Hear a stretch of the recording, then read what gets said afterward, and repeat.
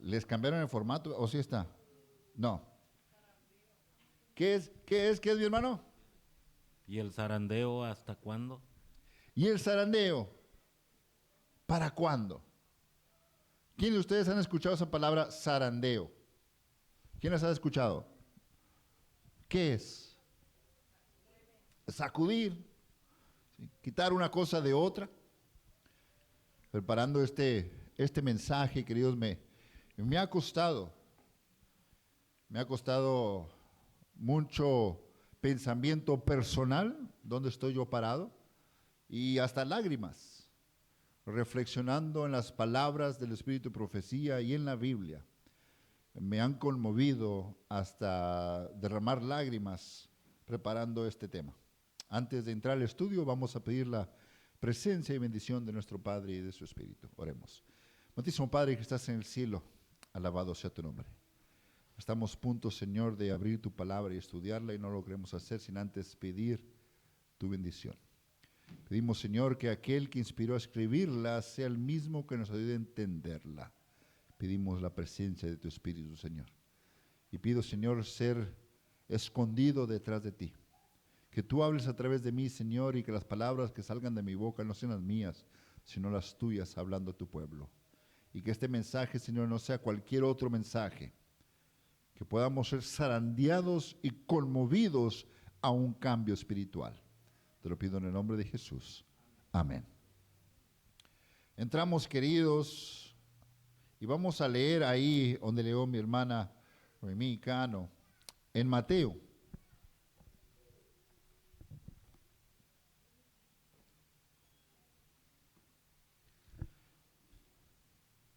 Mateo 13,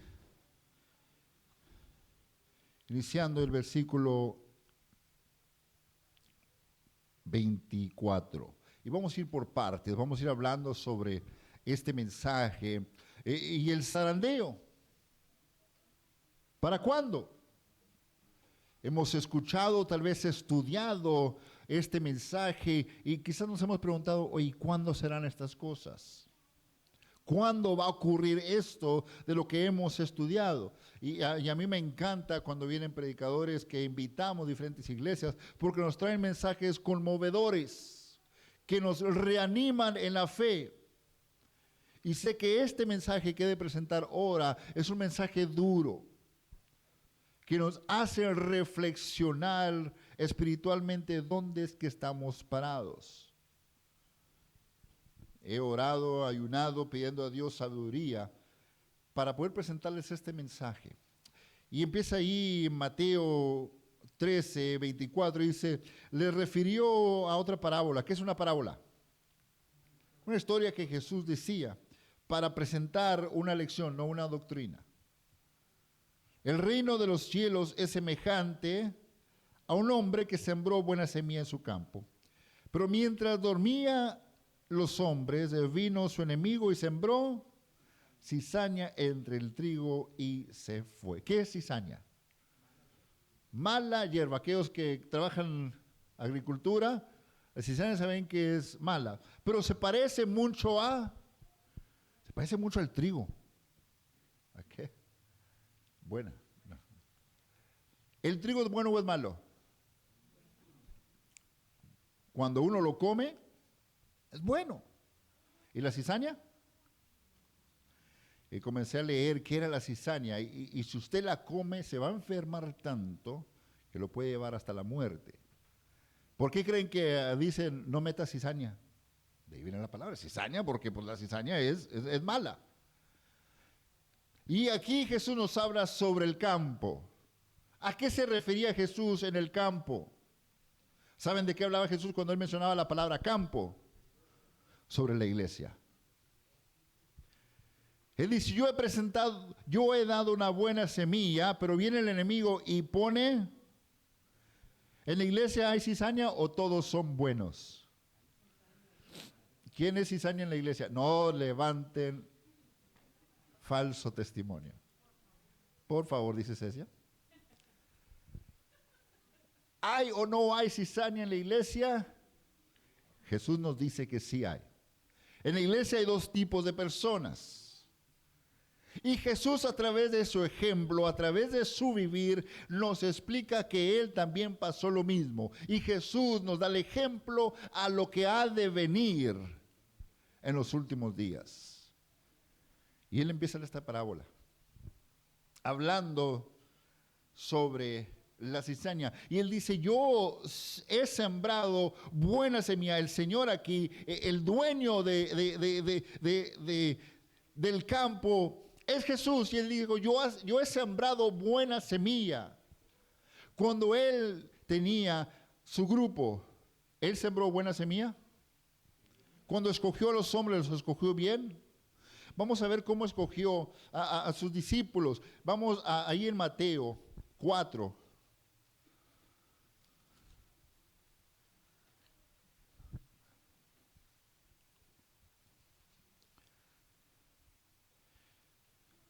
Versículo 18.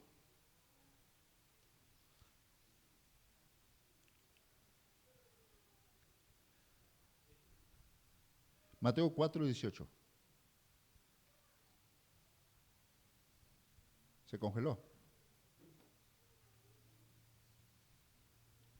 Y andando junto al mar de Galilea, vio ¿a cuántos hermanos? Dos. Simón, llamado Pedro, y Andrés su hermano, echando una red al mar porque eran pescadores. Siguiente versículo. Y les dijo, seguidme y yo os haré pescadores. El versículo 20 nos dice, entonces ellos dejando al instante las redes.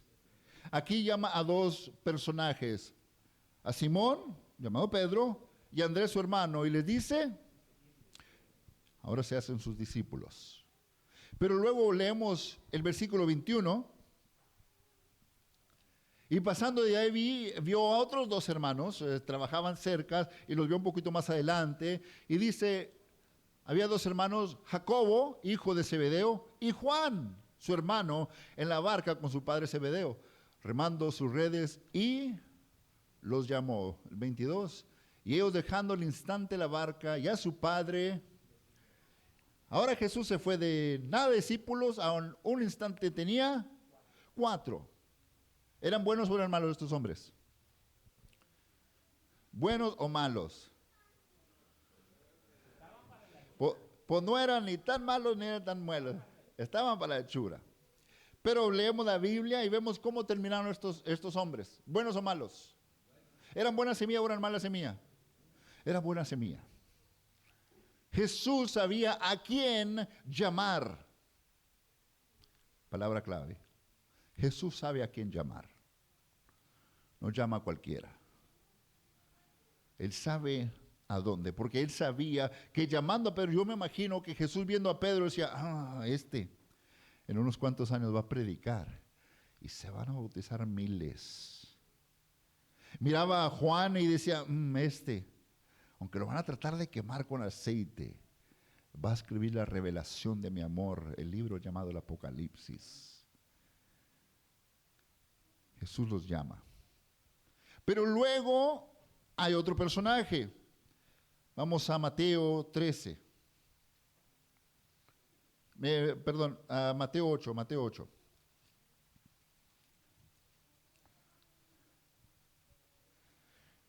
19. Leemos el 19 y el 20. Mateo 8, 19. ¿Lo tienen?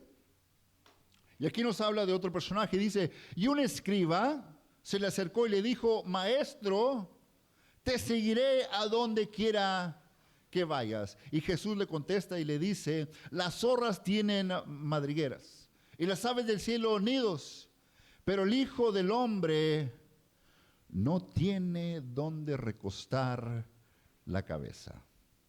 Jesús escoge y llama a 4. Pero luego viene uno y le dice, Señor, yo te sigo. ¿Quién es este hombre? ¿Quién se imagina ustedes? ¿Me ponen la primera foto, Abraham, por favor?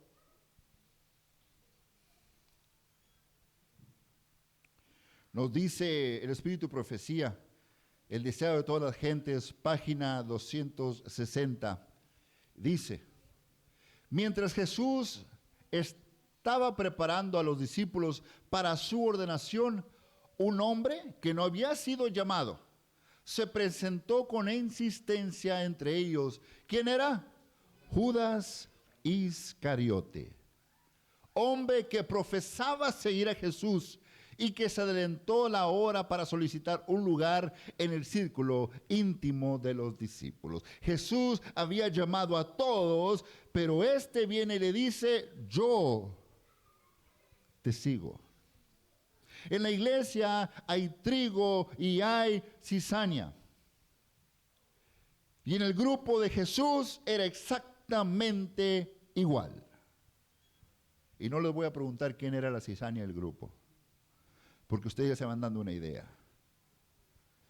Que Jesús llama, y uno dice que, Señor, yo te quiero seguir. ¿Y solamente los 12 discípulos seguían a Jesús? ¿O había más gente? ¿Cómo cuántos más le seguían a Jesús?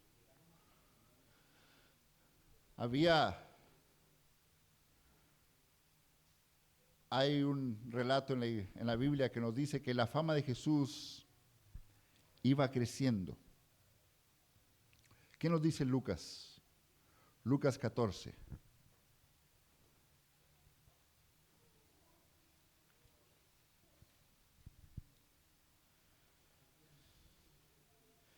Lucas 14, versículo 25.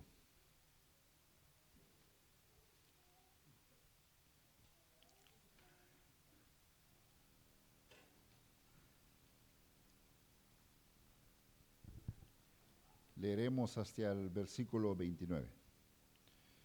Lucas 14, 25.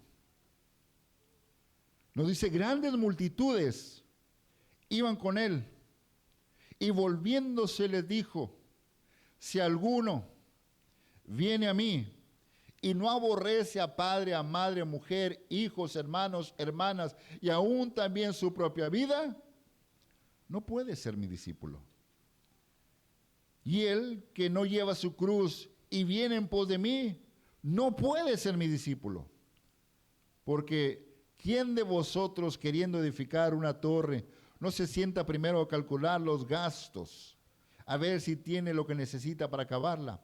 No sea que después que haya puesto el cimiento y no pueda acabarla, todos los que le vean comiencen a hacer burla de él.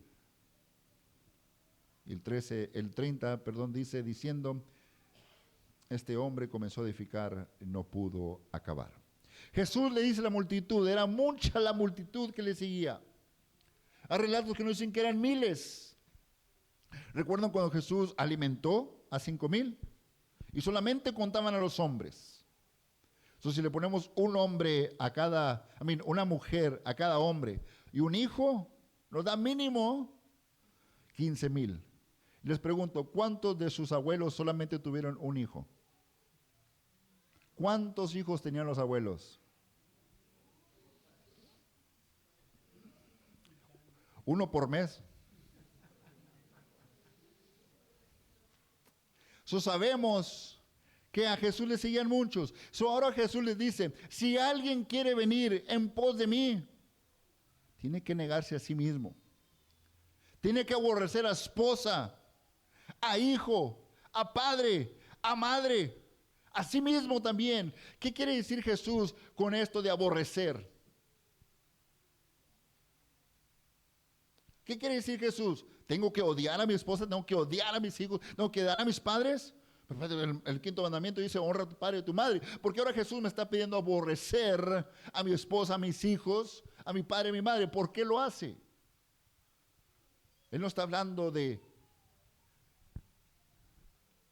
coraje, pero está pidiendo que Él tiene que ser el primer lugar. Amar más a Jesús que a nuestra propia esposa, hijo, padre y madre. ¿Es bueno eso o es malo? ¿Qué es el primer mandamiento? O cuando le dijeron a Jesús, ¿qué es el más grande mandamiento? Amarás a Dios, ¿con qué? Todo tu corazón, toda tu alma, todas tus fuerzas, con todo. ¿Y el segundo? Amar a tu prójimo como a ti mismo. Pero primero va a amar a Dios. Por eso Jesús dice, si no puedes amarme más a mí que a tu prójimo, no me sigas. Ahí quédate. Ahí estás bien. Jesús nos da un mensaje que seguir a Jesús no es fácil. Yo pensé que iba a haber 1, 2, 3 amenes, pero no. Porque siempre hemos dicho, seguir a Jesús es fácil. ¿Es fácil seguir a Jesús? No. Pero es la mejor decisión que tú puedes tomar. Es lo mejor. No es fácil. ¿Por qué? Porque va a haber críticas en la familia. ¿Cómo que ahora eres hermanita? ¿Ya eres sabatista? ¿Cómo tú, de esa que bailaba en las fiestas, ahora me vienes con una Biblia? ¿Cómo? ¿Sí o no? ¿Cómo que tú, aquel, o tú, aquel, el que no me las fiestas? Ya. Ahora tú me vienes con centinela. ¿Cómo? No es fácil seguir a Jesús. Y he escuchado testimonio tras testimonio. Pastor, cuando yo me bauticé, perdí mi trabajo, perdí mi matrimonio, perdí la salud. Jesús dice, seguirme no es fácil. Si no estás preparado, si no estás preparada para eso, quédate donde estás. Pero si te atreves a amarme sobre todas las cosas, yo te daré la vida eterna. No es fácil, pero es lo mejor que puedes hacer. Y Jesús comenzaba ahora él a preparar el terreno, preparar la iglesia. Y estudiando esto, la pregunta siguiente es, en aquel hombre en el campo, ¿quién sembró la cizaña? Él dice, yo sembré buena semilla. Pero mientras dormían, ¿quién? Un enemigo vino y sembró la cizaña. En la iglesia, ¿quién siembra la cizaña? O en nuestra vida general, ¿quién siembra cizaña? ¿Seguros?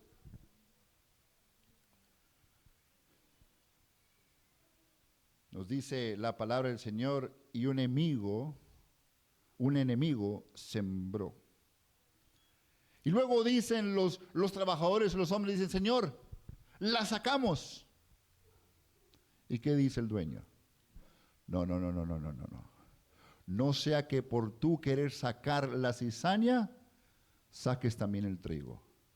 Ay de aquel que en la iglesia se crea Dios. Eso es blasfemia. No, es que hay que sacarlo de la iglesia porque es cizaña. ¿A quién le toca sacar la cizaña? Vamos a Amós. Amós 9:9.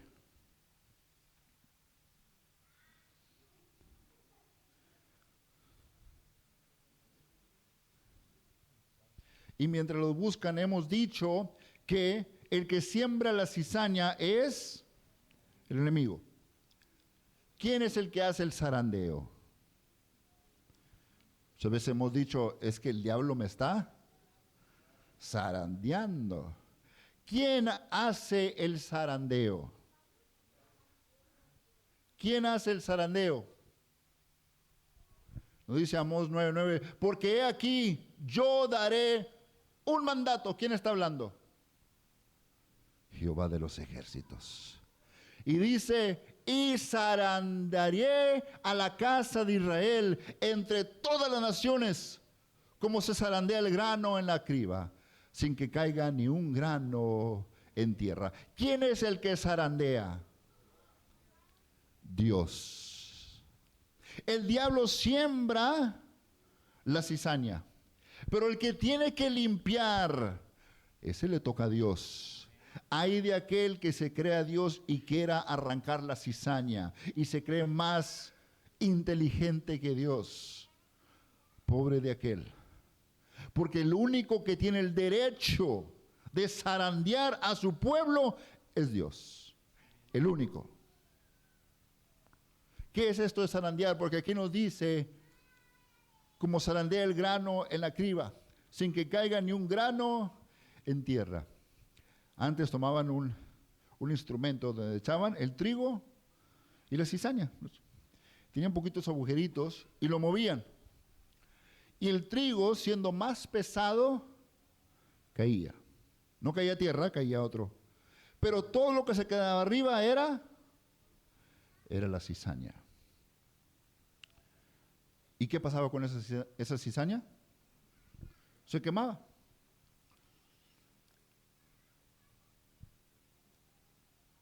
¿Y ya estaba limpio el trigo?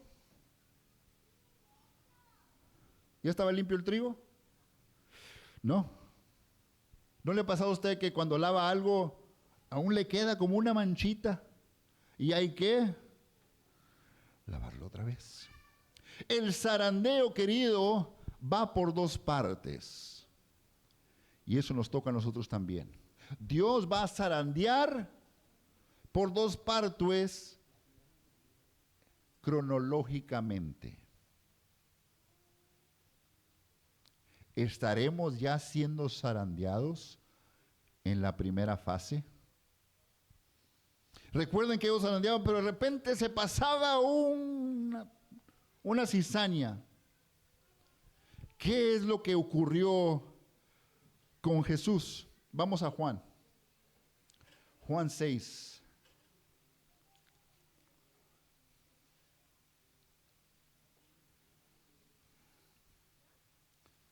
Seis, 5.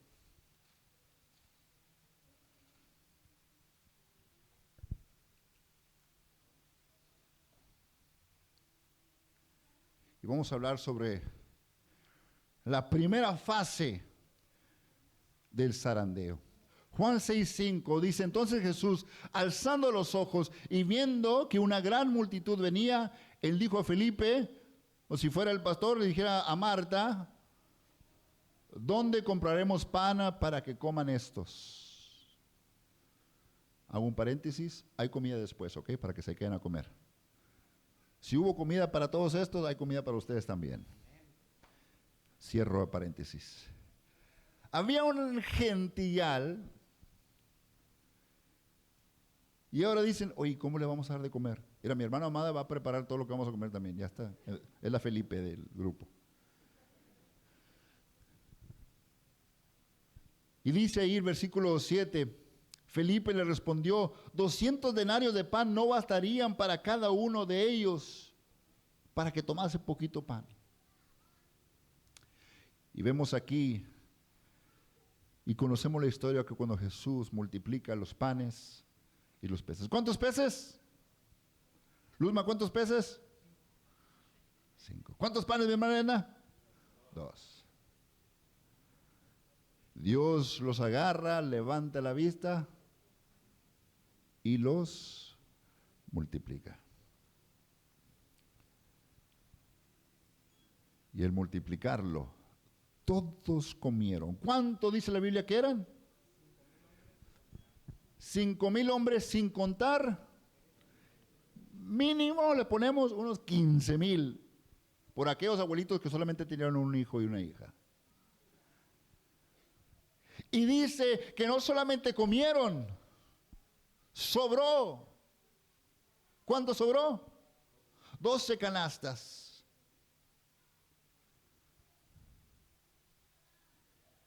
Y ahora la gente comienza a murmurar. Leemos ahí en el versículo 15.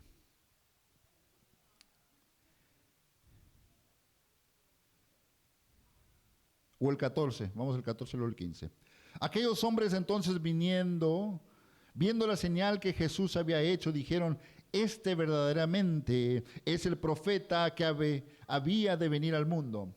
Pero entendiendo Jesús que iban a venir para apoderarse de él y hacerle, volvió a retirarse al monte él solo. Ellos cuando vieron que Jesús sanaba, cuando vieron que Jesús predicaba, cuando vieron que Jesús les alimentaba y sobraba, dijeron, este hay que serlo rey. Este es el que hemos esperado. Y sabemos que si le decimos para hacerlo rey, no va a creer. Vamos a agarrarlo por la fuerza. Y a la fuerza lo vamos a hacer rey. Y no solamente era la gente que estaba murmurando, los discípulos comenzaban a entrar a este chisme. Recuerden que Jesús no vino a ser para ser rey terrenal. Él es rey de todo. Y Jesús se aparta. Porque Jesús conocía los conocimientos de esta persona. Y empieza ahora Jesús y dice, tengo que zarandear a esta gente. ¿Y cómo empieza el zarandeo? Fe y obras es la primera parte. Hay zarandeo cuando no escuchamos lo que queremos. Cuando queremos que nos digan algo y nos dicen algo completamente diferente, es cuando nos comenzamos a cerrar. Y ocurría exactamente lo mismo. Fe y obras. ¿Qué nos dice Santiago 2:26? Santiago nos da un ejemplo hermoso y perfecto sobre la fe y las obras, porque dice, porque así como el cuerpo sin el espíritu está muerto. No sé si a ustedes les ha tocado ir a funerales, yo he ido, donde veo el cuerpo y digo, oye, se ve enterito. Parecía que no tenía ninguna enfermedad. Pero nos dice Santiago, ¿de qué basta un cuerpo entero, un cuerpo completo? Si no tiene espíritu, está muerto. Así también la fe, sin las obras. Pastor, pues no, que obras no, porque dice la palabra, no por obras, ¿para que qué? Para que nadie se... Entonces, ¿por qué obras? ¿Por qué tengo que hacer obras? Porque Santiago nos dice, si yo no hago obras, mi fe está muerta. Es como un cuerpo sin espíritu. ¿Para qué quiero un cuerpo si no puedo moverlo? ¿Para qué lo quiero? No sirve, está muerto. Igual la fe. ¿Para qué quiero una fe? Solamente la fe. Pastor, es que la Biblia dice, porque de tal manera amó Dios al mundo, que dio su Hijo unigénito, para que todo aquel que en Él, ahí está mi fe. ¿Qué va a pasar? No voy a morir, voy a tener vida eterna.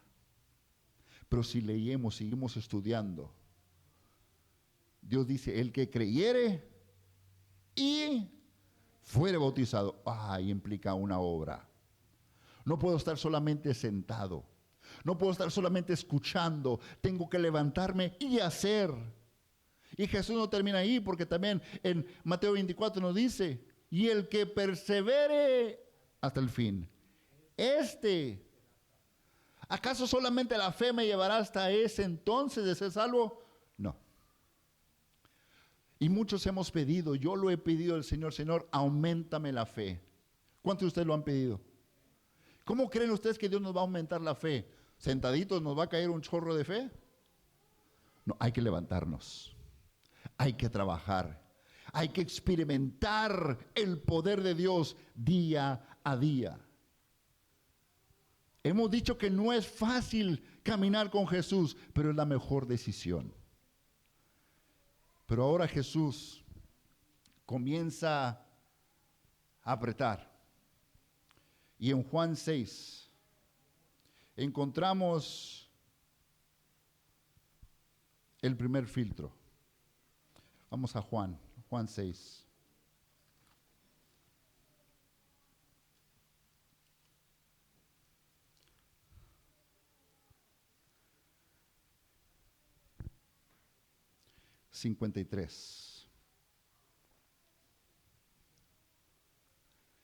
Recuerde que muchos le seguían a Jesús. Y ahora Jesús tenía que darles a escuchar algo que ellos no querían escuchar. Recuerden que eso pasa en el primer filtro, cuando nos piden fe y obras. Dios nos va a decir algo que no queremos escuchar y eso hará que la primera parte de la cizaña salga. He pasado ya por ese filtro. Jesús hablaba, versículo 53. Jesús les dijo, de cierto os digo, si coméis la carne del Hijo del Hombre y bebéis su sangre, no tenéis vida en nosotros. 56. El que come mi carne y bebe mi sangre, en mí permanece y yo en él. Doctor, ¿cómo se llama cuando yo como la carne de otro ser humano? Canibalismo. ¿Qué pasa si yo les digo, tienen que comer mi carne? No, pero esto sabe bien feo. ¿Qué creen que pensó la gente cuando Jesús les dice, tienen que comer mi sangre, tienen que comer mi carne y beber mi sangre? Este está medio raro. Está medio creepy ese mensaje. ¿Cómo que comer la carne de otro ser humano y beber su sangre? ¿Me dice mi hermano? Tengo que beber la sangre de Jesús. Y comenzamos a ver el primer filtro. Esto no es lo que la gente quería escuchar. Y nos dice, versículo 60. Al oírlas, muchos de sus discípulos dijeron, duras estas palabras. ¿A quién las puedo oír?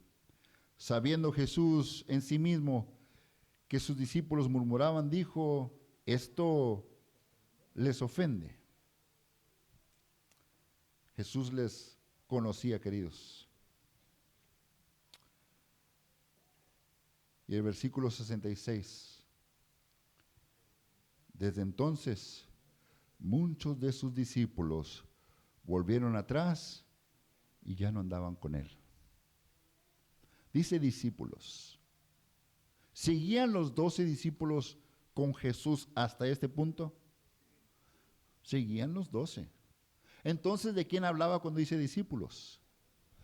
Todos otros demás. Muchos, al escuchar estas palabras de Jesús, dijeron, no, este ya le pegó el sol. Y se fueron. Y ya no caminaron con él. Pero los 12 seguían intactos. ¿Hay cizaña en el grupo, sí o no? ¿Quién era? ¿Quién? Judas. Judas Iscariote, el cizañoso. Había pasado el primer filtro y él seguía en el grupo. ¿Qué nos dice la segunda foto, Abraham?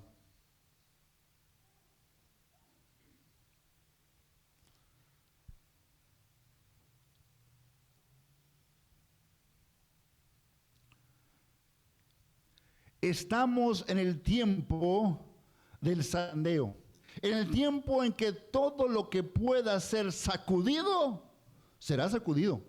El Señor no disculpará a los que conocen la verdad y no obedecen sus órdenes en palabras, acciones, en fe y obras. Nos dice el colportor del Evangelio, página 13. Dios no va a perdonar si tú conoces la verdad, si tú conoces lo que tienes que hacer y no has ido a hacerlo. Si por ti otros pudieran ser salvos y no se salvaron porque tú callaste, esa sangre va a ser reclamada ante tus manos. El Señor dijo, id y haced discípulos. ¿He hecho yo discípulos o después del sermón yo como y me voy a la casa? Yo sé que es duro, pero el pueblo tiene que ser sacudido. Y el Señor no va a disculpar a aquellos que conocen la verdad y callaron. Dice la sierva del Señor que la fe y las obras son como remos en un barco. Si yo quiero ir para enfrente, tengo que darle a los dos, no solamente a uno. Porque si le doy a uno, doy vueltas. Tengo que ir con fe y con obras, fe y obras, fe y obras. No porque las obras me salvan, no, el único que salva es Cristo. Pero porque Él me lo ha pedido. por eso lo hago. Las obras manifiestan la fe. Versículo 70. Jesús le respondió: ¿no os he escogido yo a vosotros los 12? Y uno de vosotros es el diablo. ¿Jesús escogió a todos? ¿Sí o no? Entonces Jesús está echando mentiras. Ay, ¿qué pasó? Pero Jesús dijo: yo escogí a todos, los 12. Recuerden cuando les dije la diferencia entre ser llamado y ser escogido. Jesús llamó a 11, pero escogió a 12. Alguien tenía que tomar el lugar de Judas. Y Jesús lo escogió. Escogido y llamado. Pero ahora Jesús les dice: yo lo escogí a todos. Y ya pasó el primer filtro del zarandeo. Ya muchos han abandonado. ¿Sí o no? Muchos han abandonado la fe. Muchos han abandonado la iglesia. Muchos de los que conocíamos, por cuales muchos tal vez llegamos a la iglesia, hoy se encuentran fuera. El Señor está zarandeando su pueblo. Y muchos han quedado atrás. Y ahora Jesús les dice: ha pasado el primer filtro. Pero aún está en vosotros uno. Y ese es el diablo. ¿De quién hablaba? Versículo 71. Y él se refería a Judas, hijo de Simón Iscariote. Porque este uno de los 12 le iba. Pasó el primer filtro del zarandeo. El Espíritu de Profecía nos dice que ahora estamos en el zarandeo. Si usted se pregunta: pastor, ¿ya empezó el zarandeo? Ya empezó. Está a punto de empezar el segundo. ¿Cómo va a ser el segundo filtro del zarandeo para el pueblo de Dios? Jesús lo demuestra y Jesús habla de él. El segundo filtro del zarandeo se llama la tribulación. ¿Ocurrió también con los 12? ¿Nos dio ejemplo Jesús sobre esto? Claro. Vamos a abrir nuestras Biblias. Mateo 26, 31. ¿Y me puedes poner la siguiente foto ahora? Nosotros acá la buscamos en nuestras Biblias. Mateo 26, 31.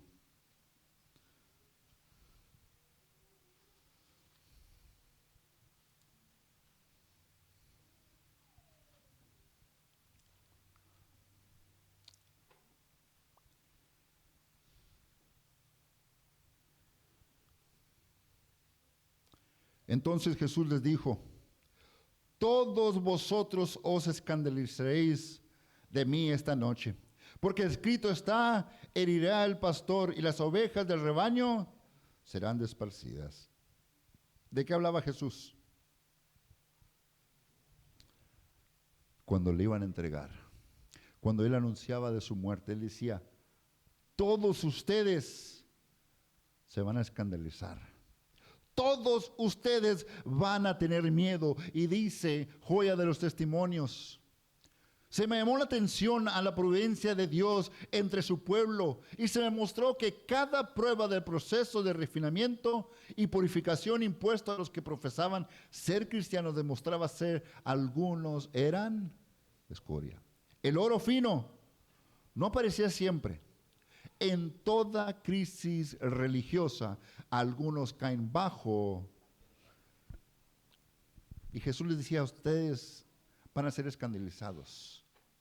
Y luego se para uno llamado Simón Pedro y le dice: no, Señor, si yo tengo que dar mi vida, la voy a dar.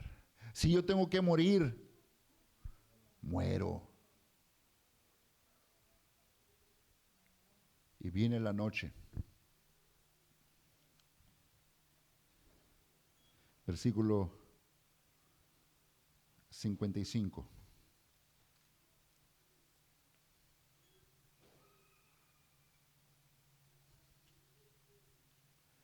Pero como entonces, en aquella hora dijo Jesús a la gente: ¿Cómo contra un ladrón habéis salido con espadas y con palos para prenderme? Cada día me sentaba con vosotros enseñando en el templo y no me aprendisteis. Mas todo esto sucede para que se cumplan las escrituras de los profetas. Entonces todos los discípulos, dejándole,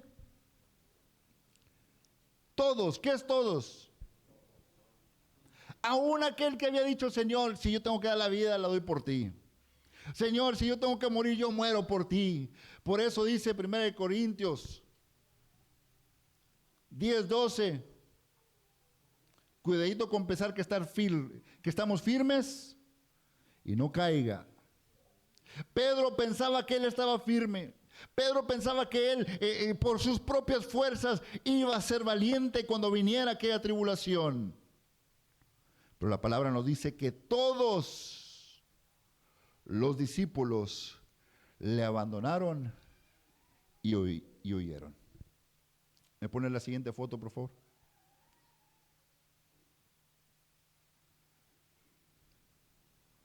El zarandeo de Dios avienta multitudes como hojas secas. La prosperidad contribuye a que ingresen a la iglesia multitudes que meramente profesan la religión. La adversidad las elimina de la iglesia. La siguiente. El espíritu de esta clase de personas no es firme en Dios. Se separan de nosotros porque no son de los nuestros. Porque cuando la tribulación o la persecución surgen por causa de la palabra, muchos se escandalizan. ¿Qué pasó cuando Jesús les dijo? Y ustedes porque aún me siguen, muchos me han abandonado, porque ustedes todavía vienen conmigo. Y ellos le dijeron, Señor, es que tú das palabra de vida. ¿Por qué la iglesia adventista tiene sus programas diferentes? No se ha preguntado. ¿Por qué nuestra iglesia nunca invirtió en luces, en humo, en pantallas? ¿Saben por qué? Nosotros tenemos un mensaje muy importante. No estamos acá para dar un espectáculo. No estamos acá para dar un show. No estamos acá para entretener. Estamos para presentarte palabra de vida eterna. ¿Por qué nuestra iglesia no canta diferentes cantos?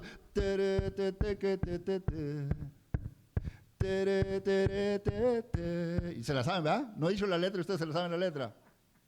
¿Por qué no cantamos de esas canciones? ¿O por qué no? ¿Por qué? Porque no estamos acá para entretener. Estamos para presentarte a Jesús. Estamos acá para darte palabra de vida eterna. No estamos para que tú salgas y digas, ay, qué padre me sentí ahora en la iglesia. Bailé bastante. No estamos acá para eso. Estamos para que tú vayas a casa, reflexiones y digas, ¿sabes qué? Estoy mal. Necesito de Jesús. Necesito cambiar. Yo quiero estar en el cielo. Por eso está la iglesia adventista. Por eso yo les digo que 1844, que acabamos de pasarlo, octubre 22, cuando era el tiempo de escoger una iglesia que predicara el último mensaje, no había una iglesia que adorara a Dios como Él quería. No había una iglesia que predicara el mensaje que Dios quería. Yo por eso digo que Dios no escogió la iglesia adventista. Dios la formó. Tomó elementos de diferentes iglesias, mostrándoles la verdad para ir a predicarla. Bautistas, metodistas, luteranos. Y Dios hace la iglesia adventista para predicar el mensaje de los tres ángeles, para predicar el mensaje de salud, para predicar el mensaje del tabernáculo, para presentar el mensaje que Cristo viene pronto. Pastor, ¿pero qué voy a hacer cuando venga el zarandeo? ¿Qué va a pasar? Hoy más que nunca me aferro a Jesús. Estamos viendo a todos lados un hombre acá que hemos orado, hemos llorado juntos. Quizás usted también ha sido atormentado por esas leyes de inmigración. Y dice la Biblia que esos son principios. Cuando vemos terremotos, vemos huracanes, vemos todo lo que viene. Imagínense cuando se proclame un día del Señor y no sea el séptimo día. Y que comiencen a decir, es por esos adventistas que no guardan el día del Señor, primer día de la semana. Por eso Dios nos está castigando. Y que en tus espaldas se ponga una X, figurativamente, que tú eres enemigo de Dios, porque no guardas el día que el gobierno ha puesto. ¿Qué va a pasar? ¿Qué va a pasar cuando te digan, sabes que ya no tienes trabajo porque tú guardas el sábado? ¿Te mantendrás firme?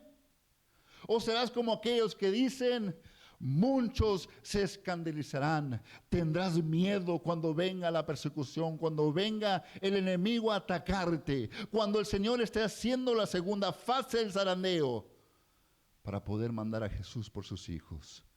¿Cómo te mantendrás de pie? ¿Cómo te mantendrás en tu fe? ¿Sabes cómo? Por esas obras que hicimos, que hemos fortalecido nuestra fe. Por todo aquel trabajo misionero que hemos hecho, hemos aprendido el rechazo. Yo les digo a ustedes que yo cuando por fin le dije al Señor, ¿sabes qué, Señor? Ahora sí contigo voy al 100. La segunda casa que tocamos, me dijo de lo que me iba a morir. Me recordó mi madre como 3, 4 veces la señora. Vas y le mandé saludos a mi mamá. ¿Qué va a pasar en ese día? ¿Qué va a pasar cuando el segundo filtro, el zarandeo, se ponga en pie? ¿Dónde estaremos? El segundo slide.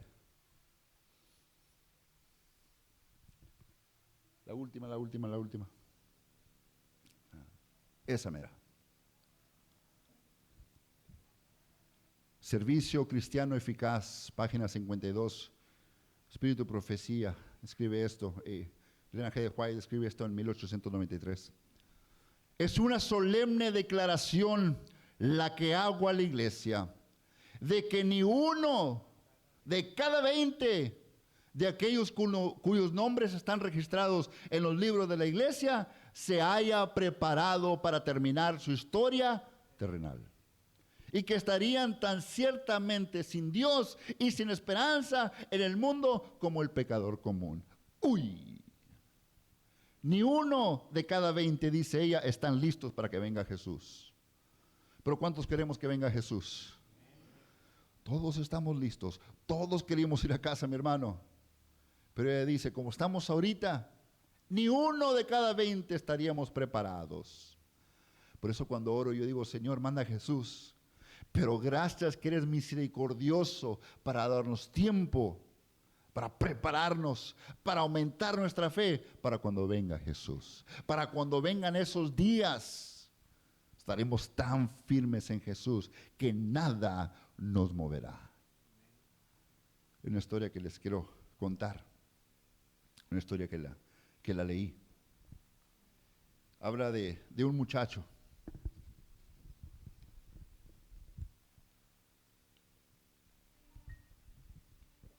Hijo solo, que estaba a punto de salir a la universidad.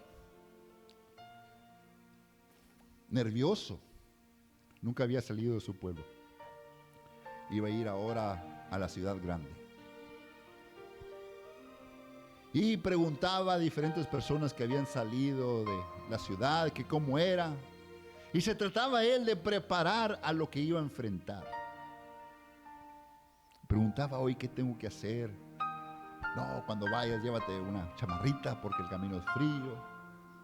Llévate comida porque de aquí a allá ya no hay restaurantes. Y él se iba preparando para ese camino. Pero no hay día que no se llegue. Y plazo que no se cumpla. El nervioso, temeroso, casi diciendo a los padres, ya no quiero ir. El papá le dio un papelito y se lo puso en su saco. Dijo, vete. Enfrenta esto. Pero cuando te sientas solo, cuando sientas que ya no puedes más, entonces abre ese papelito y te va a ayudar. Si tú puedes aún, sigue, no leas el papel. Ya cuando te sientas solo, cuando te sientas que ya no lo puedes más, entonces toma ese papelito y léelo. El joven salió al tren y se subió. Temeroso porque era la primera vez que subía el tren. Salió el tren. Y en los cuantos minutos se detiene el tren, tenía que salir a tomar otro tren. Y él sale, ve su boleto y corre. Y viendo que quedaba lejos el otro terminal, él va llegando y apenas llega y se cierra la puerta. Ay, dijo, casi me quedo. Pero el nerviosismo comenzaba a crecer. Y sabiendo que a cuántos minutos iba a tener que salir otra vez, le comenzaba a dar miedo. Y él se baja del tren, ve el siguiente terminal y ve que le queda lejísimos. Y él con miedo, no conociendo a nadie, muy apenas sabiendo cómo leer su ticket, va, trata de encontrar aquel tren que tenía que tomar. Y cuando miraba que ya se iban subiendo, ya iban a cerrar las puertas, él con miedo va llegando y muy apenas llega al tren.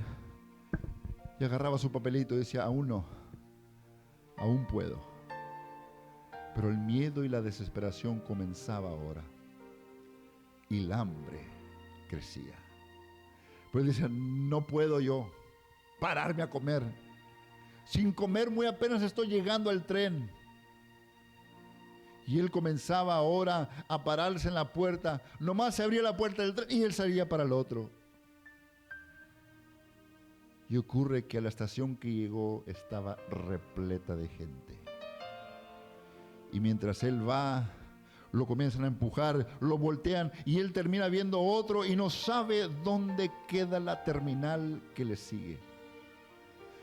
Y él con miedo, viendo, buscando, ve allá al fondo el número que él encontraba y con miedo tratando de llegar, tratando de pasar la gente.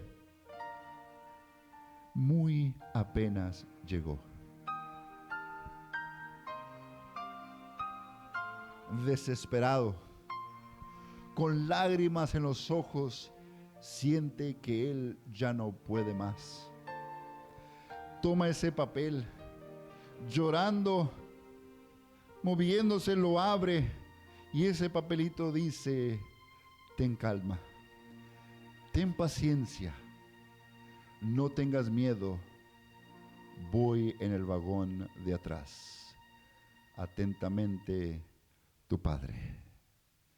El papá siempre lo vio. El papá siempre estuvo allí. ¿Te sientes solo? ¿Te sientes sola? Dios te ve. Dios te escucha. Aférrate a Él. Agárrate de Él. Aunque el mundo sea duro y sea difícil, aunque venga el zarandeo, que venga, tiene que pasar. Que tú puedas pasar el primer y el segundo filtro y poder alzar tus ojos y decir, ese es nuestro Dios, le hemos esperado y nos salvará. ¿Qué tengo que hacer? Tengo que tener más de Jesús. Sí, los problemas son grandes. Sí, las tragedias son tristes. Las enfermedades, problemas familiares, los hijos, el trabajo, la escuela. Jesús es más grande que todos ellos. Confía en Él y Él te salvará. Nos ponemos de pie, queridos, para poder cantar todos juntos, Jesús más.